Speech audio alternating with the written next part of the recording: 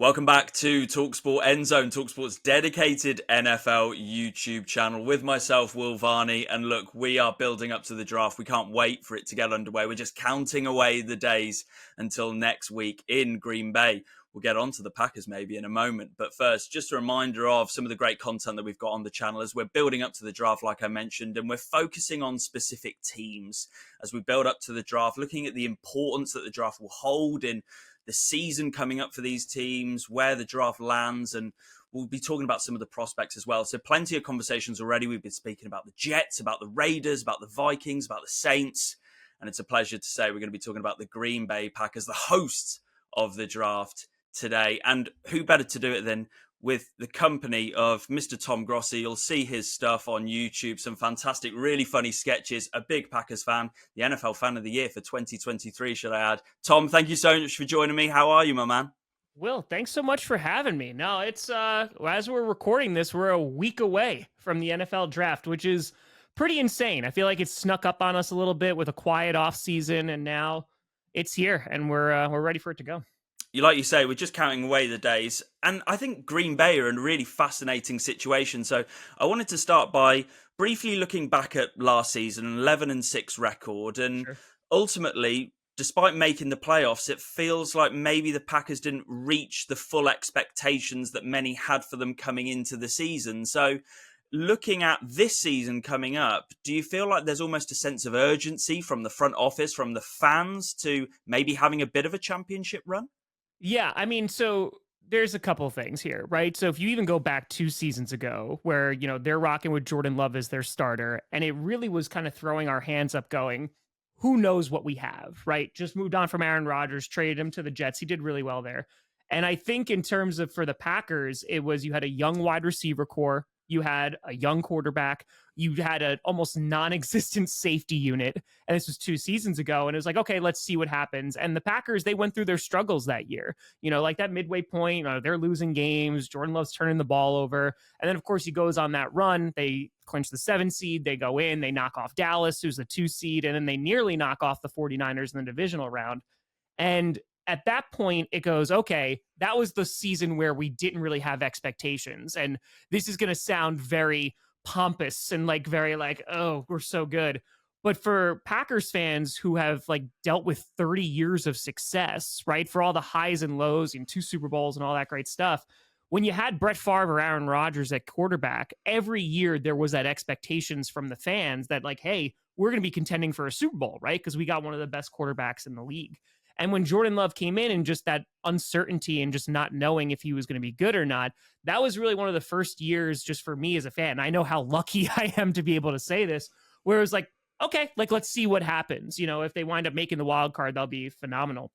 And so then after that season, things kind of really ramped up of like, all right, well, now we have expectations. They go out and they get Xavier McKinney, who was phenomenal last season. They go out and get Josh Jacobs to help with the run game. And for a moment, we had Aaron Jones and Josh Jacobs for like 45 minutes, and it was the greatest day ever until he went to the Vikings.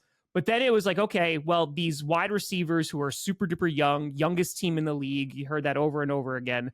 There was that sense of expectation. All right, you were able to do that this past year. Now you're going to be able to do better, right? They fired Joe Barry. They brought in Jeff Hafley. And where you saw improvement last year, like made me super happy. Like the run defense looked significantly better. But it's like you said, even though they had a better record, they wound up not winning a wild card game. They went and eventually lost to the Super Bowl champs, the Eagles. And it was a close game, but I think that the expectations have gotten higher. And even after this season, Goody came out and said, hey, like, this is the window. Like, we're going to be contending for a championship. And I think that this roster is pretty damn good. There's obviously some pieces that they do need to address at wide receiver, corner, definitely need to get a pass rusher. But I love the way that the direction the Packers are going in. But I think you're going to really see within these next 2 seasons, like how good are they going to be? Are they going to be contending for a championship, or are they kind of just going to be on the cusp?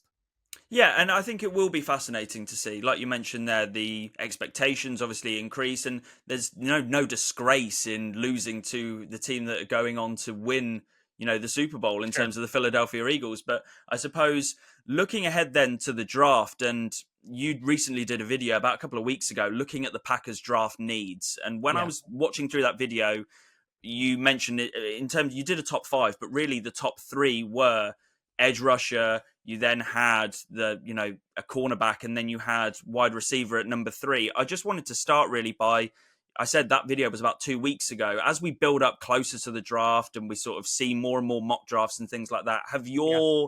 what you want out of this draft, has that changed in terms of priorities for the Packers, or are you still with edge rusher number one?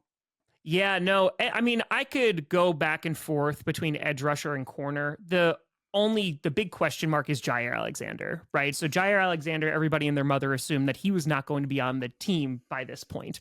And we just don't have any further information, in which Goody's like, yeah, it's a possibility that he could come back. Jair Alexander's working out with Xavier McKinney. So like maybe there's something there.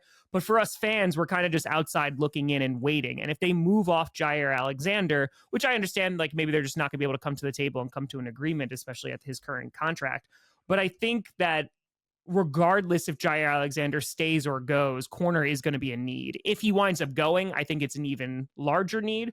Of course, they're going out and they're getting some guys in free agency. The Raiders and the Packers literally just swapped corners at this point.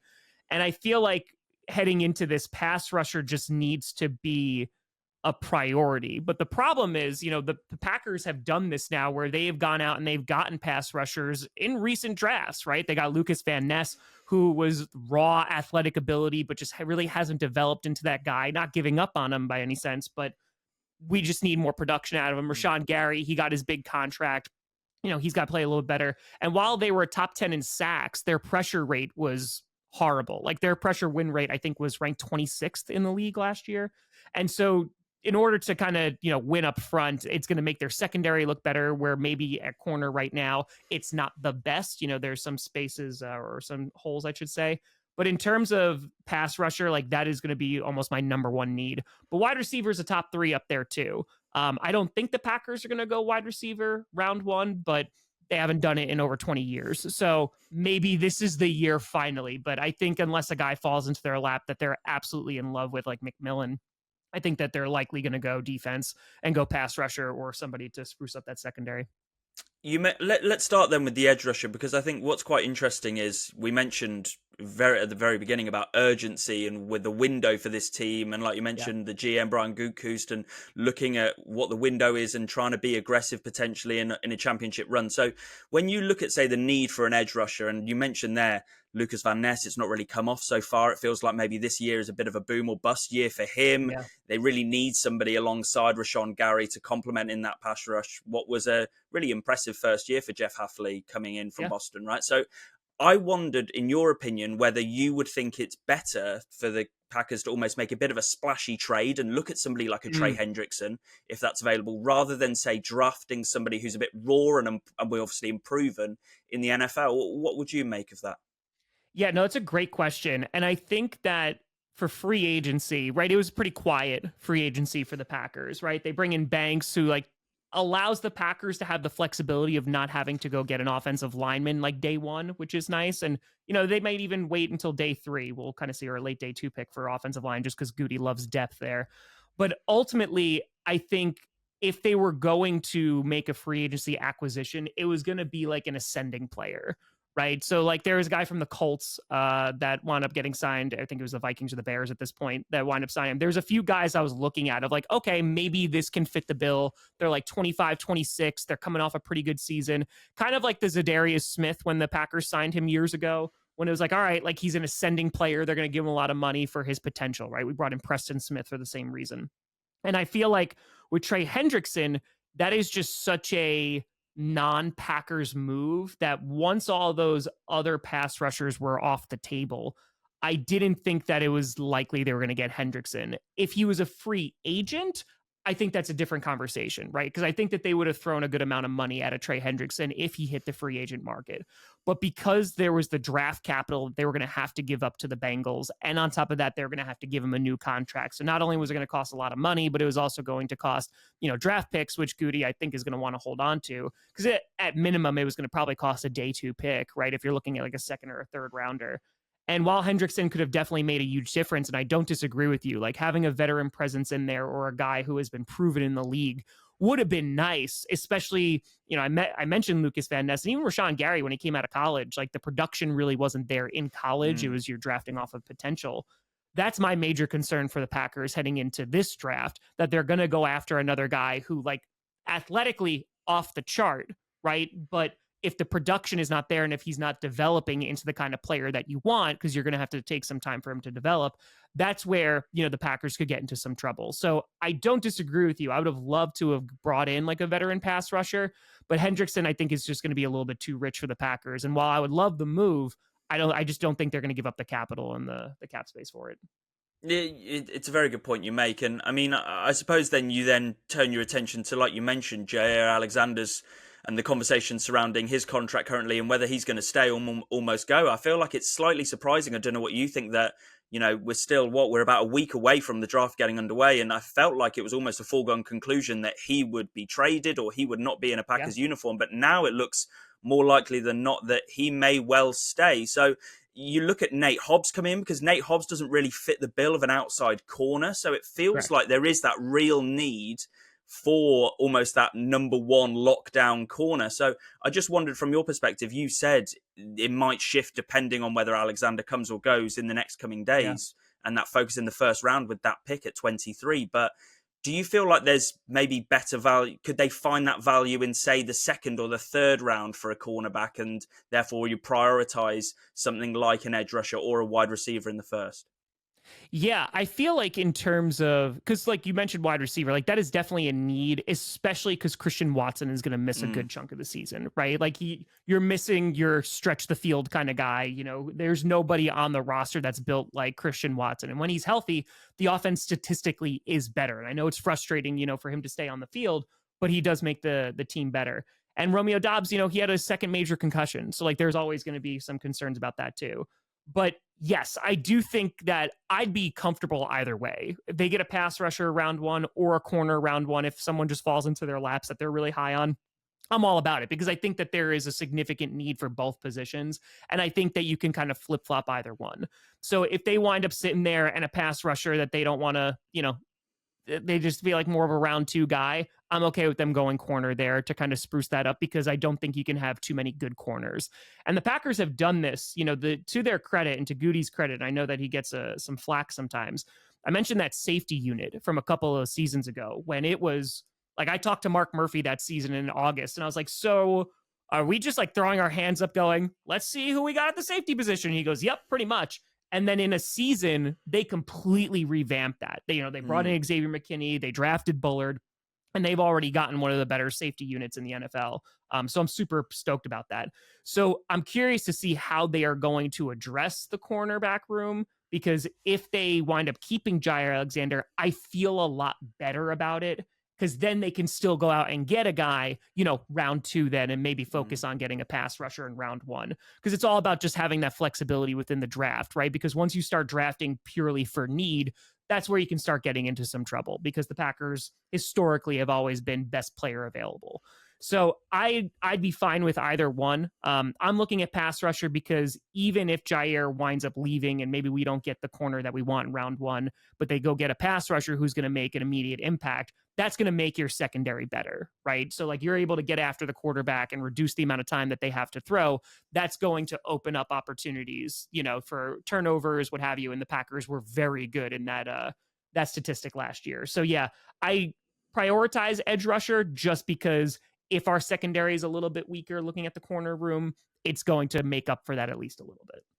You mentioned as well the wide receiver position. You mentioned there it's not been, it's 23 years since they took a wide receiver in the very first round. I don't know if you're still counting, but it's one, yeah, exactly. But it's one of those where fans are all too aware. And I suppose then looking at a position, and we were, talkSPORT were in New Orleans for the Super Bowl, and it was on obviously Radio Row that week where Josh Jacobs, sort of made traction with that comment about needing a wide receiver one, that sort of dynamism of a pass catcher. So if you feel like you need one of those field stretchers, firstly, what did you make of Josh Jacobs' comments at that point? Is it something that's not really helpful at the time, or do you think that he's right that, you look at Christian Watson, he's going to be missing a big portion of the season, and they did have this collective group at wide receivers, but all in all, getting production out of them the best they could, like Jalen Reed with Romeo Dobbs, with Dontavian Wicks, it didn't really come to fruition in the end how they would have hoped. Yeah, I mean, we were talking about that before, right? So 2 seasons ago, once that season ended against the 49ers, it was like, okay, damn, like we have a really young wide receiver room. Like everybody, I think, except one person was under the age of 25. There's a lot of excitement here. Dontavian Wicks, like he had that separation, his route running. That's all we talked about last offseason. Jaden Reed, that dynamic playmaker. And of course, when Watson was healthy, just being that, all around guy.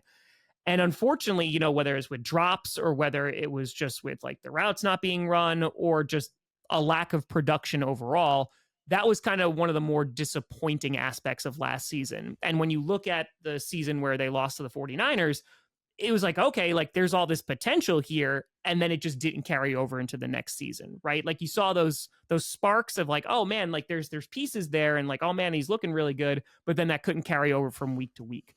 So I feel like in terms of what Josh Jacobs says, I don't think there's anything wrong with it, right? Because if Jaden Reed or Dontavian Wicks like have an issue with that, there's a really easy way to solve that.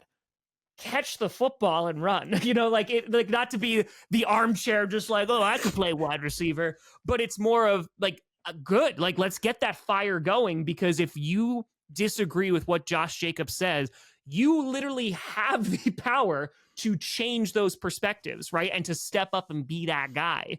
So I still have a ton of confidence and in Wicks and also in Reed. I love Romeo Dobbs, and when Watson's back, like hopefully he can stay healthy. But like there are going to be conversations that are going to have to be had in terms of contracts, and those are going to be coming up, and these rookie deals are going to end. And so I think even from a standpoint of going out and getting a guy, in the draft is smart to do, because I don't think everybody is going to be back on a contract, right? And if they are, I don't think it's going to be a mega contract. So like that's why there's these conversations about like, okay, there's some veteran wide receivers out there, maybe they bring them in and just give them a look. But it seems like they're just going to go all in at the draft. So I would not be surprised by day 2, they're picking somebody in the second and third round. And again, maybe if their guy is there, if McMillan falls to him, Goody was the only guy who was there.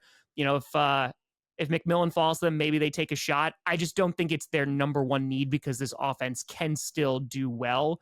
And if those guys step up, I'm not overly concerned about the offense. I wanted to put forward to you a hypothetical situation. Let's do it. We're a week away from the draft. Like I said, happening out in Green Bay. It's going to be in the parking lots of Lambeau Field in its shadow. What happens if we get to pick 23? We're waiting for the pick to be made by Brian Gutekunst. And in that moment, it turns out the Packers are actually going to be trading out of the first round. They think, oh, actually, we're going to recoup some draft capital. We're going to trade out of the first round. Sure. They've done it in 2017, so it's not like it's a new thing. Yeah. What would be the feeling amongst the Packers fan base at that moment? I think it depends who's on the board, right? I mean, like, it'll probably be with the Lions, just with my luck. I thought that might be coming. I cannot escape them. Like that was the year with Brian, like that Brian Branch clip is so infamous because I was so high on him. And it's when we were talking about, we had nobody back there as a safety. So I was like, why would we do this? And it turns out he's a pretty good player. But I think it depends on who's available. I think that there's potential that happens. It depends on how the board falls, though. If there's not a pass rusher that they are really super high on at that point, or they've been picked, right beforehand. Wide receiver, I think fans are going to be more upset about that than Goody would, because I think the first round wide receiver thing is a narrative that's been going on for like 20 years, but the Packers have done just fine without it, right? And like when they were actually targeting receivers in round 1, like when they were in the Jordan Love draft, like they were looking at Justin Jefferson, and he just got taken before them. So I think for the Packers fan base, there would be a collective like, ugh, because there's a lot of perceptions about Goody and about this team like getting good right this second. But they tried to trade up again in the first round to draft Christian Watson, and that didn't work out. So they wound up just getting him at the beginning of day 2 and round 2. So I wouldn't be super duper surprised. I could definitely see the fan base having some mixed feelings about that. But ultimately, if they're able to get a guy that they have a good draft scout like evaluation on, and they're able to get him at the top of day 2, I'm okay with it, because if they're able to go and like double dip at corner or double dip at pass rusher, or hell, even double dip at wide receiver, and they could do it within those first 2 days, yeah, as long as they're playmakers, like, I don't care where they're drafted. So, final question from me, Tom. Really, really appreciate your time. Yeah. What would make a good draft to the Green Bay Packers then? We discussed the potential needs, where you would prioritize them. I don't know if you've done, much deep diving into specific names that could be around pick 23 that you would like the look of, but what would make a good draft overall for Green Bay Packers fans? I mean, honestly, for me personally, and it's not even the prospects at this point, it is like that trifecta. Like, if we are able to walk away like with a corner, with a pass rusher, and with a wide receiver, I'm happy. Like, I'm content, because then it's like, okay, the team is actually, they see the same needs that I'm looking at as a fan, and being like, okay, this kind of makes sense where they're trying to address these issues. So for me, the run defense got significantly better, and now it's just about amplifying that pass rush. We've wanted somebody next to Kenny Clark on the defensive line forever, and I think that that's a potential pick as well. TJ Slayton, he wound up going to the Bengals. He didn't pan out. He's a 5th round pick. And I think ultimately, if they get somebody who's like a good run stopper there, or at least could even, cause some disruption in the backfield, I'd be happy. But man, like, it's like I said, Goody is able to pick these offensive linemen in like day 3, and is able to find them in the 4th and 5th round, and he usually hits on them pretty well. So if they're able to go and actually like nail their 1st round draft pick, or even if they trade back and they wind up just getting more picks for day 2, if they're able to come away with some bodies that are going to be able to kind of, you plug them in and immediately going to make a difference, I'm happy, man. So whichever prospect it winds up being, the only concern is like what I told you. So like a Shamar Stewart, for example, like there's a lot of talk about him like athletically gifted, right? Like so damn good. Production maybe is not there. And in any other draft, I'd be like, okay, because we've done that before. But with Lucas Van Ness not panning out as of right now, that does give me a little bit of concern that they are going to go after a guy who has like all this athletic ability, who has all of these like tangibles, who, man, you put him on the field, he's able to develop, he's going to be really good. But you definitely want more of an NFL ready guy, which is very difficult to tell, sometimes in the draft. And sometimes it just comes down to the amount of picks that you have, and you're just throwing darts at the dartboard, right? And whoever is going to work. So as long as they're able to kind of fill those needs, I would be content. And then, this year is going to be another year where, all right, did they do enough in the offseason to get them over that hump? So I think they're going to be a competitive team regardless. The NFC North was crazy last year. So ask me after the draft how well I feel about this team, but I'm excited to kind of see what the 2025 Green Bay Packers are going to look like. Well, like you say, throw in darts. They've got 8 picks to try and get a hit, get a miss. We'll wait and see what Matt LaFleur and Brian Gutekunst do. Just finally, before I let you go, Tom, here in the UK, like I mentioned, some great sketches, and your YouTube channel's really taken off. And just tell us a little bit about what you do, a bit of your background, and where we can find some of the stuff you do as well. Yeah, sure. So if you want to find anything, it's Tom Grossi, Grossi. You can just find this on YouTube. I primarily just put out everything on YouTube. So whether it's sketches or power rankings, or, if the NFL was scripted and what that would look like on a day-to-day basis. And yeah, I stream every primetime game, every Packer game. So I've been doing that now for years at this point, and we've raised over $2.2 million for charity since 2021. So there are constant fundraisers that go on, and the show's completely and totally free. It's always going to be. So you're a fan of football, yeah, you don't have to be a Packers fan. It does help, but yeah, we're here. Tom, it's been an absolute pleasure speaking with you. Thank you so much for joining us on talkSPORT Endzone. Look forward to seeing how the draft pans out. I'm sure you'll be across it all, and we'll see how many hits and misses of those draft picks for the Packers. Appreciate you, Will.